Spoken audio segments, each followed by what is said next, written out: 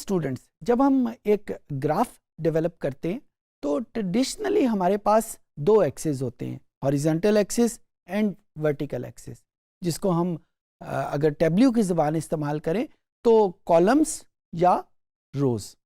लेकिन बाज़ औक़ात हमारी रिक्वायरमेंट या हमारी ख्वाहिश ऐसी होती है कि हम एक ही ग्राफ के ऊपर दो से ज़्यादा वेरिएबल को या दो से ज़्यादा एक्सिस को हम शो करवा सकें। इस पर्टिकुलर सिनेरियो में हम जो टेक्निकल टर्म इस्तेमाल करते हैं वो डुअल एक्सिस की टर्म इस्तेमाल करते हैं। यानी हम इस कॉलम्स में अगर यूज़ कर रहे हैं डेटा को, तो लेफ़्ट साइड के कॉलम्स हमें किसी और वेरिएबल के रेफरेंस से मेजरमेंट दे रहे हैं और राइट साइड का जो कॉलम्स है वो हमें किसी और वेरिएबल के हवाले से इंफॉर्मेशन दे रहे हैं।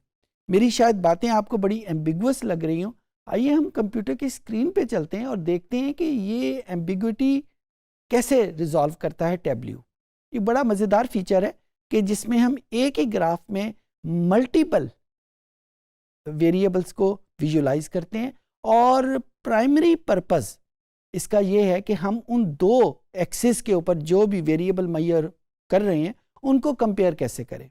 फॉर एग्जांपल, अगर एक एक्सिस पे हम मेजर कर रहे हैं सेल्स को और राइट एक्सिस पे हम मेजर कर रहे हैं क्वांटिटी को, तो जब हम उसको डुअल एक्सिस पे रखेंगे तो हमारा प्राइमरी पर्पस ये होगा कि हम सेल और क्वांटिटी को आपस में कंपेयर कर सकें कि कहाँ पे सेल के ज़्यादा होने से क्वांटिटी पे क्या फ़र्क पड़ता है या क्वांटिटी के ज़्यादा होने से सेल पे क्या फ़र्क पड़ता है।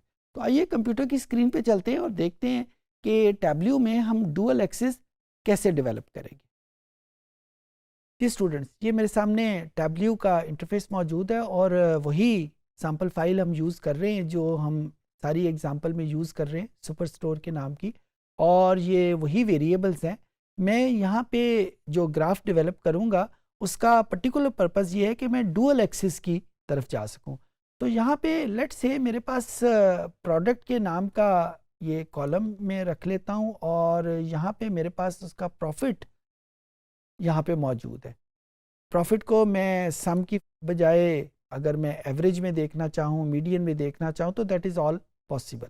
अब यहाँ पे अगर मैं गौर से देखूँ तो मेरे पास जो हॉरिजॉन्टल एक्सिस है उसमें उसकी कैटेगरीज मौजूद हैं और वर्टिकल एक्सिस में मेरे पास प्रॉफिट की मुख्तलिफ वैल्यूज़ मौजूद हैं और ये उनके हिसाब से मेरे पास डेटा है।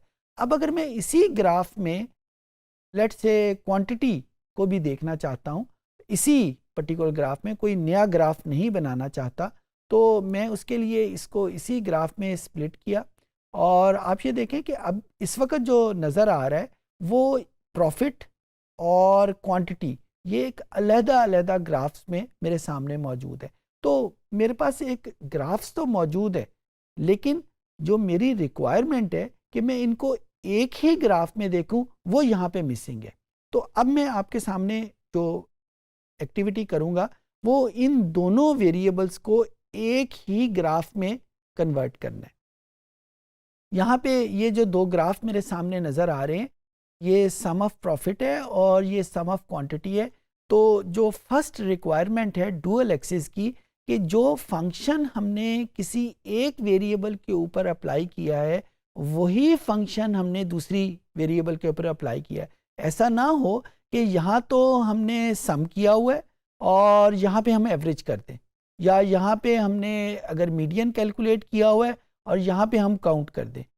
टेबल्यू उसका ग्राफ तो बना देगा, लेकिन वो फिर एक ऐसी फॉर्म में कन्वर्ट होगा जिसको समझना हमारे लिए मुश्किल है। क्योंकि अभी मैंने आपके सामने डिस्कस किया था कि ये जब हम डुअल ग्राफ बनाते हैं तो हमारा एक पर्पस उनका कंपैरिजन होता है। तो comparison apple to apple comparison होना चाहिए। तो एक तरफ अगर सम है तो दूसरी तरफ भी सम ही होना चाहिए। ऐसा ना हो कि एक तरफ हम सम कर रहे हैं और दूसरी तरफ हम एवरेज कर रहे हैं। तो टेबल्यू तो उसका ग्राफ बना देगा, लेकिन वो फिर हमें समझ नहीं आएगा। सो दो फंक्शन जो हम अप्लाई कर रहे हैं दोनों जगह पे मेजर्स के ऊपर वो सेम होना चाहिए। ओके, अब हम यहाँ पे इस पर्टिकुलर ग्राफ में इस टूल टिप को हमने क्लिक किया और जो ही हमने इस टूल टिप को क्लिक किया ये नीचे आपको नजर आएगा डुअल एक्सिस। ये डुअल एक्सिस हर उस जगह पे आपको नजर आता है जहां पे आपके पास दो ग्राफ मौजूद हैं। डुअल का वर्ड क्योंकि दो से निकला है तो अगर मेरे पास दो से ज्यादा ग्राफ है तो ये ऑप्शन मुझे नजर नहीं आएगी। ये ऑप्शन हर उस जगह पे मुझे नजर आएगी जहां पे मेरे पास ग्राफ दो है। तो मैंने इस डुअल एक्सिस को क्लिक किया। आप ये देखें कि वो ग्राफ ऑटोमेटिकली कन्वर्ट हो गया एक ही ग्राफ में, जब जिसमें लेफ्ट हैंड साइड के ऊपर मेरे पास प्रॉफिट मैयर हो रहा है और राइट हैंड साइड के ऊपर मेरे पास क्वांटिटी मैयर हो रही है। और ये डेटा, ये जो पॉइंट्स हैं ये इन दोनों को सेटिस्फाई कर रहे हैं, यानी ये प्रॉफिट को भी सेटिस्फाई कर रहे हैं और ये क्वांटिटी को भी सेटिस्फाई कर रहे हैं। एक और इम्पॉर्टेंट बात जो यहाँ पे आपने शायद फील कर रही हो कि ये जो दोनों वैल्यूज़ डिफरेंट हैं, इनमें जो हॉरिजॉन्टल एक्सिस पे वैल्यूज़ हैं वो एक जैसी हैं, वो सिर्फ कैटेगरी ही है। और कैटेगरी क्योंकि एनवेलप वेरिएबल है, इस एनवेलप वेरिएबल को अगर मैं एक्सपेंड करूं तो यही ग्राफ जो है वो मेरे पास उस एक्सपेंडेड कैटेगरी के लिए भी मेरे पास आ जाएगा और ये सारी केसेस में मेरे पास एक डुअल एक्सिस का ही ग्राफ होगा। ये मेरे पास एक डुअल एक्सिस का ग्राफ था। यहाँ पे चलते चलते मैं आपको एक ग्राफ की एक और टाइप भी बता दूं जो बहुत इम्पॉर्टेंट है और बड़ी जगह यूज़ होती है। फॉर एग्ज़ाम्पल यहाँ पे मेरे पास इसकी डुअलिटी मैं ख़त्म कर दूं, ये डुअलिटी ख़त्म हुई और यहाँ पे मैंने क्वांटिटी को ख़त्म कर दिया। कैटेगरी की जगह मैं यहाँ पे कोई ऐसा वेरिएबल रख लेता हूँ जो टाइम के रेफरेंस से है। एक यहाँ पे प्रॉफिट के ऊपर जो ही मैंने क्लिक किया आपको ये नज़र आएगा एक छोटा सा स्केल बना हुआ। जो ही मैं इस स्केल को क्लिक करूँगा तो आप ये देखें ये वैल्यूज़ जो हैं वो अरेंज हो गई हैं फ्रॉम लार्जेस्ट टू लोएस्ट, और यही पैटर्न आपको इस प्रॉफिट के ऊपर लिखा हुआ नज़र आ जाएगा। सिमिलरली अगर इसी चीज़ को मैं दोबारा क्लिक करता हूँ तो वो जो सॉर्टिंग ऑर्डर है वो चेंज हो जाएगा। पहले वो डिक्रीजिंग ऑर्डर में था, अब वो हमारे पास इंक्रीजिंग ऑर्डर में आ जाएगा। अगर इसको मैं एक्सपेंड करता हूँ तो यहाँ पे ये चीज़ मज़ीद क्लियर हो जाएगी कि ये सारे का सारा इंक्रीजिंग ऑर्डर में है। इसको क्लिक किया तो यहाँ पे मेरे पास ये ओरिजिनल ऑर्डर आ गया और यहाँ पे ये डिक्रीजिंग ऑर्डर, और डिक्रीजिंग ऑर्डर के बाद इसको दोबारा क्लिक करने से ये उसके इंक्रीजिंग ऑर्डर में हमारे पास आ जाएगा।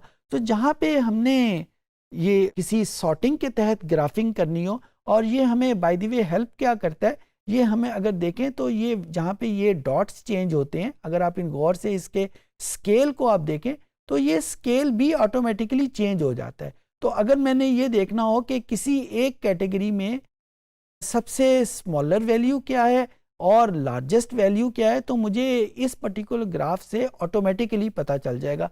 तो जो ग्राफ्स अरेंज हुए होते हैं उनका हमें फ़ायदा ये होता है कि स्मॉलेस्ट और लार्जेस्ट वैल्यू का हमें बड़ी आसानी के साथ पता चल जाता है। एक और ग्राफ यहाँ पे बहुत हेल्पफुल है जो मुझे किसी और जगह पे नज़र नहीं आया।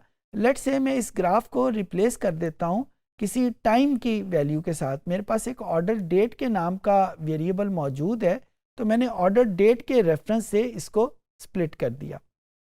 यहाँ पे मेरे पास हॉरिजॉन्टल एक्सिस में अब ईयर्स आ गए। अगर आप गौर से देखें तो मेरे पास डेटा कहाँ से लेकर कहाँ तक है, ये 2019 से स्टार्ट होता है और ये 2022 तक जाता है।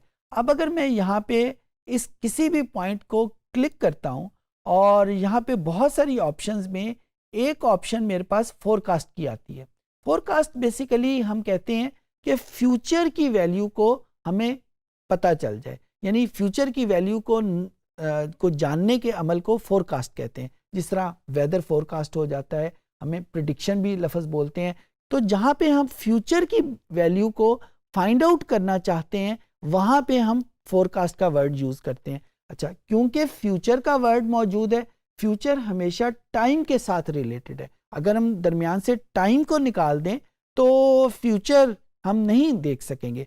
तो यहाँ पे इसी वजह से मैंने जब इस ग्राफ को ऑन करना चाहा था तो मैंने यहाँ पे ऐसा वेरिएबल यूज़ किया था जो टाइम के रेफरेंस से मौजूद है। दूसरे मानों में मैं ये कहना चाह रहा हूँ कि फोरकास्ट का फीचर सिर्फ और सिर्फ वहाँ पे मौजूद है जहाँ पे मेरे पास एक वेरिएबल टाइम का है। अब मैं इसको फोरकास्ट को यूज़ करता हूँ।